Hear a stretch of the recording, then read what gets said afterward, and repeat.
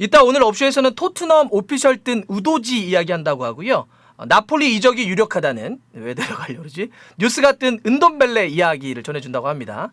그래서 저는 그 소식 빼고 오늘 나온 주요 축구 소식 정리해 보겠습니다. 먼저는 이탈리아 세리에 성공적인 데뷔전을 치른 김민재 선수 이야기인데요. 어제는 나폴리의 스팔레티 감독의 평가를 좀 전해드렸고, 오늘은 유럽 현지 미디어들, 언론사들은 어떻게 김민재 선수의 데뷔전을 평가하는지 정리해 보겠습니다. 자, 스카이 스포츠 이탈리아입니다. 크비차, 김민재, 나폴리 이적생들이 첫 경기부터 빛을 발했다. 조짐이 고무적이다. 첫 경기부터 엄청 잘했다, 이런 이야기죠. 라 가제타델로 같은 경우는 김민재는 육체적으로 무섭다. 너무 원초적이잖아. 육체적으로 무섭다, 이렇게 표현을 하면서 쿨리발리 이야기가 많이 나왔지만 키엘리니처럼 보이기도 했다, 이렇게 전했습니다. 키엘리니는 이탈리아의 한 시대를 풍미했던 센터백이죠. 전술적인 지능도 상당히 좋고 수비 스킬이 아주 좋았던 선수인데, 스타일만 놓고 보자면 약간 파이터형의 센터백이었죠. 맨마킹 엄청 잘했잖아요. 체력적인 조건도 좋고, 그래서 공격수를 좀 묻어버리는 스타일, 이렇게 좀 키엘리니 평가를 받았는데, 이런 것 때문에 이런 이야기를 좀 한 것 같습니다. 투토 메르카토 같은 경우는 경기 상황을 읽는 능력이 뛰어났다, 김민재 선수에 대해서 이렇게 얘기를 했습니다. 그거는 아무래도 우리가 이제 그런 게 있는 것 같아요. 김민재 선수는 워낙 아까도 육체적으로 무섭다, 이런 얘기를 했잖아요. 그러니까 피지컬이 굉장히 좋잖아요. 그래서 그게 오히려 역으로는 김민재 선수의 뛰어난 축구 지능, 축구에 대한 전술적인 이해력, 이걸 좀 이렇게 가리는 게 있는 것 같아요. 사실 김민재 선수는 이 육체적인 어떤 경쟁력만큼이나 상당히 영리한 선수거든요. 그래서 여기 바로 투토 메르카토는 보니까 김민재 선수가 전술적으로도 그렇고 상당히 뛰어난 것 같다, 축구 지능이 좋아 보인다, 이제 이런 평가를 한 겁니다. 꼬리엘레 델로스포르 같은 경우는 걸작이라는 표현을 썼던데, 김민재, 흐비차는 이 두 명의 나폴리 이적생들은 인시네, 메르텐스, 쿨리발리가 떠난 나폴리의 새로운 기반임을 보여주었다. 새 나폴리 체제의 스팔레티 감독이 첫 번째 걸작이다, 이렇게 이야기를 했습니다. 카폴라보로라고 하는 표현을 썼더라고요. 이걸 뜻을 찾아봤더니 이제 걸작이라는 뜻이던데, 그러니까 우리가 나폴리 그러면 사리볼로 대표했었던 그 멤버들이 쭉 있었는데, 그 멤버들이 이번 여름을 기점으로 이제는 다 떠나게 된 거잖아요. 그래서 새로운 어떤 나폴리 체제가 지금 뜨고 있는 건데, 이번에 영입한 흐비차라든지 김민재 선수가 이 새로운 어떤 체제에 있어서, 또 스팔레티 감독 체제에 있어서 걸작인 것 같다, 이런 기대치 평가를 굉장히 아주 좋은 이야기죠, 해줬습니다. 물론 투토 메르카토 같은 경우는 그런 얘기도 좀 썼더라고요. 인터뷰를 통해서 쿨리발리가 과거에 그랬던 것처럼 시간은 좀 필요하다. 김민재 선수도 다른 축구에서 뛰다가 왔기 때문에 어떻게 경험할 수 있는, 또 여기를 어느 정도 적응할 수 있는 물리적 시간이 좀 필요한 것 아니냐. 그러면서도 이야기한 게 걱정하지 않는다. 첫 경기 보지 않았냐, 이런 이야기를 했습니다. 김민재 선수가 계속 뛰면서 더 다른 상대, 다른 공격수들하고 부닥치는 걸 좀 보고 싶긴 하는데, 나폴리의 2라운드 상대는 몬짜입니다. 여기는 승격팀이죠. 여기가 벨루스쿠니, 이탈리아 축구에서는 빼놓을 수 없는 인물인데, 여기가 인수해가지고 다시 끌어올리고 있는 팀이잖아요. 몬짜하고의 경기 때는 어떤 모습 보여줄지 한번 기대해 보겠습니다. 자, 김민재 선수 이야기는 여기까지 한번 정리를 해보고요. 두 번째는 맨유에 대한 소식이 진짜 많이 쏟아지네요. 이거는 어쩔 수 없는 거기도 하겠죠. 지금 맨유가 엄청난 패닉에 빠져버렸습니다.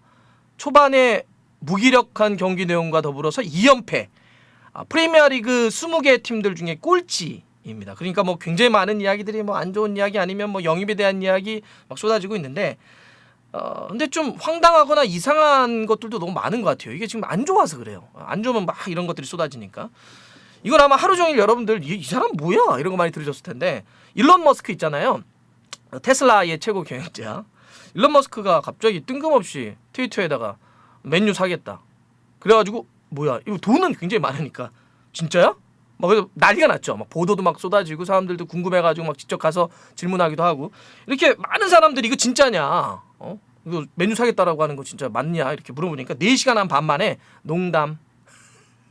그래서 나는 어떠한 스포츠팀도 살지 않을 거다. 또 그러니까 또 사람들이 막 또 들어가서 뭐라고 하니까, 근데 만약에 진짜 이건 만약인데, 내가 만약에 스포츠팀을 산다면 그건 맨유가 될 거다. 나 어릴 때부터 맨유 엄청 좋아했거든. 또 이런 이야기를 좀 썼어요. 원래 일론 머스크가 약간 트롤링, 도발 이런 걸 좀 많이 하는 그런 사람이죠. 미디어들 갖고 조금 이렇게 뭐라고 하지? 이렇게 좀 매기는 미디어들 갖고 좀 갖고 노는 이런 것도 좀 많이 해요. 근데 뭐 그걸 도발 이런 얘기 하지 않더라도 약간 보면 관종기가 확실히 좀 있는 사람이 아니냐 이런 얘기도 좀 많이 듣습니다. 그나저나 이런 느낌 좀 안 들었어요? 아니 맨유는 이제 뭐 다 건드리는 팀이 됐어. 이래저래 이건 사실 뭐 농담으로 막 건드리는 팀 아니에요. 이렇게 돼버리는 맨유 상황이 이렇게 됐습니다. 또 하나 이제 그 이적 관련한 또 맨유의 보도가 나오면서 하루 종일 시끄럽기도 했었는데 아니 맨유가 레알 마드리드의 미드필더인 카제미루를 데려가려고 한다라는 보도가 나왔습니다. 그러니까 사람들이 또 막 뒤집어진 거죠. 왜 그러냐? 사실 카제미루 입장에서는 왜요? 왜 맨유를 가야 하죠? 아니 레알 마드리드 선수고 레알 마드리드에서도 핵심적인 선수고 크카모의 중심이기도 하고 그러는데 갈 이유가 없죠. 레알이 지금 한참 잘 나가는데 맨유는 챔스도 못 나가고 좀 어려운 상황인데 갈 이유가 없지 않을까요? 계약 기간도 2025년 6월까지니까 한참 더 남았기 때문에 제가 봐서 이거는 왜? 이렇게 나올 수밖에 없죠. 물론 이제 이런 보도가 나온 이유야 있겠죠. 맨유가 시즌 초반에 엄청나게 힘든데 그 이유 중에 하나가 이제 미드필더들 맥토미니, 프레드 이런 친구들은 맨유 급이 안 된다 이런 평가를 많이 받고 있기 때문에 누군가 데려와야 되는 거 아니야? 프랭키 대용 얘기가 막 나왔었죠. 그런데 프랭키 대용 지금 뭐 어려워지고 이러다 보니까 야 그러면 뭐 카제미루 필요한 거 아니야 그러는데 이거는 뭐 맨유가 가면 좋지만 왜요? 그 카제미루 입장에서는 가려고 하지 않겠죠. 자 이런 게 하나 나왔고 이 지금 프랭키 대용 얘기 나왔으니까 프랭키 대용과 관련해서도 좀 뉴스가 하나 나왔던데 그 게리 리네커가 한마디 아주 세게 했더라고요. 바르셀로나한테. 바르셀로나가 지금 프랭키 대용을 바보 취급하는 것 같다. 그러면서 고기 덩어리 취급한다 이런 얘기를 했는데 피스 오브 밑이라고 하는 표현을 썼더라고요. 그러니까 이런 거죠. 아니 왜 선수가 뛰겠다는데 막 언플 같은 거 해가지고 선수를 바보 만들면서 내쫓으려고 하냐. 아니 선수가 계약 기간도 남아있고 또 그동안 못 받았던 주급 달라고 하는 건데 그 선수로서 정당한 거 아니야? 그런데 어떻게 이렇게 막 바보 취급하고 언론 플레이하고 이래가지고 그렇게 막 밀어내버리려고 하는 모양새를 갖출 수가 있지? 이래서는 안 돼. 이런 이야기입니다. 지금 바르셀로나가 프랭키 대용에게 두 가지 중에 하나 선택하라는 거잖아요. 팀을 나가든지 일방적인 임금 삭감을 받아들이든지 이겁니다. 지금 여러 가지 보도를 보면 대용이 바르셀로나에게 1,400만 파운드를 더 받아야 된다는 거 아니에요? 그동안 여러 가지 뭐 코로나 시국에 있었던 거 한 220억 정도 됩니다. 이거를 뭐 줘야 뭐 이적을 하든지 어떻게 할 텐데 그게 뭐야? 막 프랭키 대용 쪽은 이렇게 있는 거고 또 이제 바르셀로나는 아니 뭐 팀 어려운데 좀 이해해가지고 자기가 좀 나가줘야지 이러면 돼? 막 이런 거니까 그것 때문에 또 막 프랭키 대용을 막 뭐라고 또 하는 이야기도 나오고 있죠. 근데 생각해 보면 프랭키 대용 입장에서는 뭐 당연히 밀린 월급 받겠다는 건데 임금을 이렇게까지 해야 되는 게 맞나 싶습니다. 뭐 맨유하고 뭐 연결, 첼시하고 연결 이런 게 있었는데 지금 프랭키 대용이 마치 뭐 그냥 막 이렇게 들어 넣어가지고 안 가는 모양새를 만들고 있는데 줄 건 주자 이런 생각이 좀 드네요. 자 맨유와 3라운드에서 만나는 그래서 이게 진짜 멸망전이 돼버렸는데 리버풀도 약간 누네스 박치기에 대한 후폭풍이 좀 이어지고 있는 것 같아요. 맨유도 지금 뭐 2연패지만 리버풀도 2연속 무승부입니다. 순위가 지금 많이 내려가 있는데 맨시티하고 격차를 좁히려고 그러면 이제 이 3라운드 서로가 굉장히 중요한 결과가 돼버렸는데 누네스는 일단 뭐 맨유 경기 못 나오는 거 확정적이잖아요. 근데 이제 몇 경기 못 나오냐 이거에 대한 이야기들 계속 좀 나오고 있어요. 기본적으로는 폭력적 행위에 따른 퇴장은 3경기가 기본입니다. 그래서 3경기는 못 뛴다고 봐야 될 것 같아요. 그러면 다가올 맨유, 본머스, 뉴캐슬 경기는 기본적으로 못 뛰고 뭐 예정대로 3경기가 된다면 9월 3일 머지사이드 더비 에버튼과의 경기 때 돌아오게 되는 건데 지금 현지에서는 더 줘야 되는 것 아니냐 그런 폭력적인 방식에 대해서 그래서 뭐 5경기 얘기도 나오고 있는데 여하튼 좀 시끄럽게 좀 됐습니다.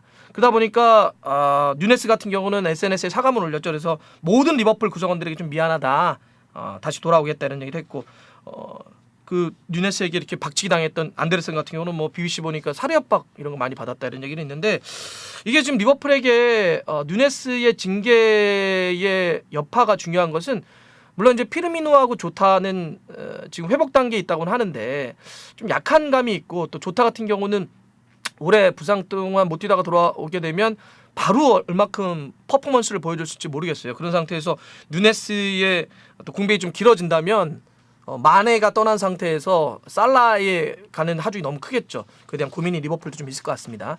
끝으로는 좀 안타까운 소식인데 델리 알리의 이야기입니다.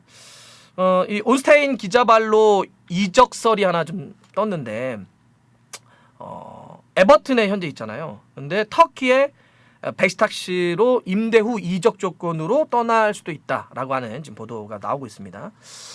아이고 뭐 사실 한때는 하브리그 출신인데 최고였던 재능. 그래서 잉글랜드 대표팀도 뛰었고 토트넘에서는 데스크라인, 이 델리 알리 포함을 해서 에릭센, 손흥민, 케인 해가지고 정말 엄청난 활약을 좀 했던 선수잖아요. 근데 어느 순간부터 약간 멘탈이라든지 자기 관리 이런 거 실패하면서 막 툭툭툭 떨어졌고 에버튼으로 지난 시즌 갔는데 거의 교체로만 뛰었고 이번 시즌 초반 2경기도 그냥 교체 뭐 10분 30분 뭐 이렇게 좀 뛰고 있습니다. 폼도 별로 안 좋죠. 제가 봐서 멘탈이 완전 깨져버린 것 같아요. 그러다 보니까 터키로 그런 식으로 좀 그것까지 내려갈 수 있을 것 같다. 이제 이런 이야기인데 나이가 아직도 26살밖에 되지 않았거든요. 만으로. 잉글랜드 국대도 최근에 뽑히지 못하고 뛰지 못한 게 한 3년 됐을 거예요. 완전히 잊힌 선수가 돼버렸는데 일단은 뭐 자기가 더 많이 뛸 수 있는 곳으로 가서 다시 일어나는 모습을 보고 싶긴 하는데 그거는 전적으로 자기에게 걸린 것 같아요. 자기 관리 좀 하고 프로로서 다시 한번 이렇게 멘탈을 확 부여잡는 이런 게 좀 필요해 보입니다. 알리가 그런 점에서는 다시 우리 곁에 돌아올 수 있을지 또 지켜보겠습니다. 자 그러면 오늘 이야기 이렇게 정리해 보겠습니다.